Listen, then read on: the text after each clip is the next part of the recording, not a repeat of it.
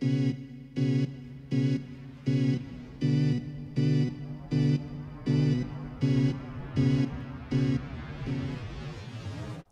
вами Иван Жданов и очередная сводка новостей войны и событий вокруг нее. Сегодня 29 марта и 34-й день войны. Украина освободила Ирпень. Кадыров все-таки приехал в Мариуполь, а в Стамбуле начались очередные переговоры между представителями России и Украины. Но сначала посмотрите видео, где боец спецназа, так называемый ДНР, рассказывает о своей экипировке. У нас экипируется, есть базовый набор одежды, дальше экипировка. Бронники, разгрузки, все прочее. Мы не знаем, где это. Каждый экипируется как сможет.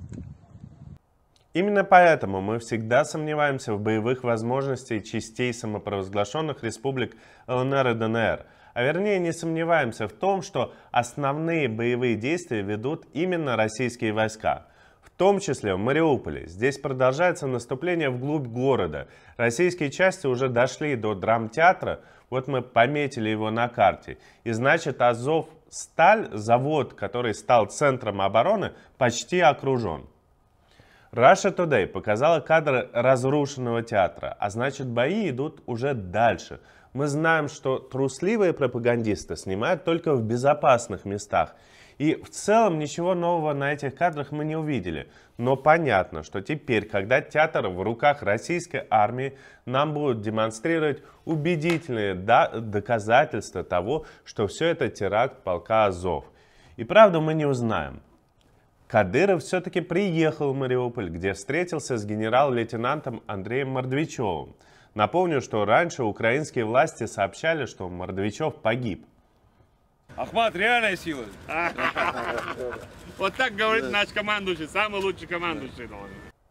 И, судя по всему, видео не фейк. Дата на карте, например, верная. Есть также фотография, где Кадыров молится на заправке Роснефти. Уж не знаю кому, хотя мы все знаем, что Чечня сильно зависит от нефти. И, возможно, где-то на пути в Мариуполь.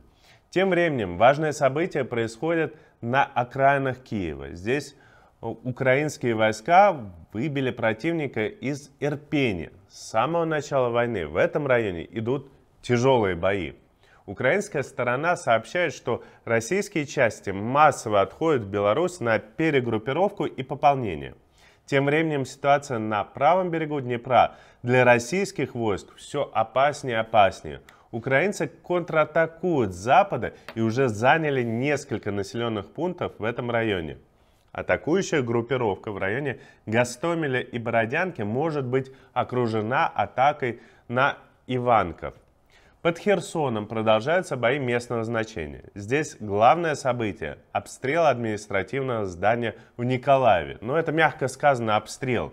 Вот такое фото мы получили с утра. Явно ударили ракетой и полностью уничтожили здание.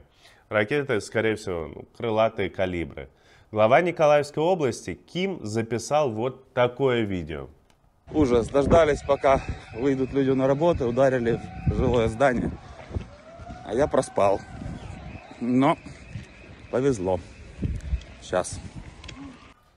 Иногда действительно такое бывает. В остальном на фронтах никаких серьезных изменений. Похоже, российская армия проводит перегруппировку на всех направлениях. Я уже говорил об этом в итоговой передаче. Фронт слишком большой. Войск для наступления России явно не хватает.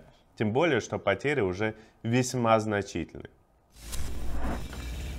В Стамбуле начались переговоры России и Украины. Ранее глава МИДа Украины Кулеба говорил о том, что программа «Минимум» — это гуманитарные вопросы, а «Максимум» — прекращение огня. Он добавил, что Украина не готова отказаться от территорий, людей и суверенитета. Кроме того, Кулеба рекомендовал членам своей делегации ничего не есть, ничего не пить и не касаться поверхностей. Все это, конечно, после слухов, даже фактов все-таки. Беллинкет об этом сказал, об отравлении Абрамовича во время прошлых переговоров. Тем временем Financial Times со ссылкой на 4 источника представила проект договора между Россией и Украиной. И там нет никаких требований о денацификации, демилитаризации и статусе русского языка. Украина должна отказаться от стремления к членству в НАТО, размещение иностранных военных баз и разработки ядерного оружия. 11 стран дадут гарантии безопасности. Это Россия, США, Великобритания, Канада, Франция, Германия, Китай, Италия, Польша, Израиль и Турция. Возможность вступления Украины в Евросоюз не исключается. Самый сложный вопрос – это Крым и Донбасс. Украина может дать обещание не возвращать эти территории силой, но в целом вопрос должен решаться на встрече Путина и Зеленского. Украинская сторона не без оснований опасается, что лично Путин не пойдет на вот эти условия, которые сейчас были озвучены. Путин, вероятно, будет идти до конца, и ему переговоры нужны только для того, чтобы взять паузу или перегруппировать войска.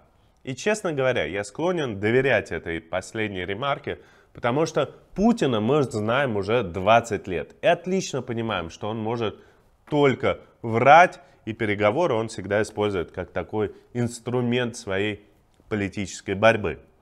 Продолжается обсуждение оплаты российского газа. Вчера министр энергетики Германии Роберт Габек заявил, что страны Большой Семерки договорились не оплачивать газ рублями. Это будет нарушением действующих контрактов. Министр энергетики Украины Галушенко сообщил, что принимать оплату транзита в рублях тоже не будут. Песков в ответ на это заявил: нет оплаты, нет газа. И вот на самом деле непонятно, кому будет хуже, если остановится экспорт. Да, Европа сильно зависит от российского газа, но ведь и Россия сильно зависит от денег, которые получает. И экономика и так трещит по швам. Все эти разговоры про газ за рубли ведутся, чтобы в том числе поддержать курс. И на бирже рубль действительно растет. Сегодня доллар стоит уже 88 рублей. Однако реальный курс в банках сильно отличается. Вот, например, в Альфа-банке сегодня утром можно было купить доллар по 106 рублей. Правда, совершенно не ясно, что потом с этим долларом делать, ведь снимать их запрещено до 9 сентября. Ну вот ты перевел их в своем приложении из рубля в евро. И что дальше? Понятно, что делают российские власти. Они пытаются вообще ограничить оборот любой валюты на территории России и тем самым спасти рубль. Какое-то время это может удерживать рубль от падения. Но в реальности экономические последствия, конечно, к концу года будут катастрофическими. Каждый день мы будем рассказывать вам правду о войне и событиях вокруг нее. Обязательно поставьте лайк этому видео, подпишитесь на наш канал, также включайте наш эфир в 19 часов. И напоследок небольшое видео от первого лица о том, как проходят уличные бои в Мариуполе.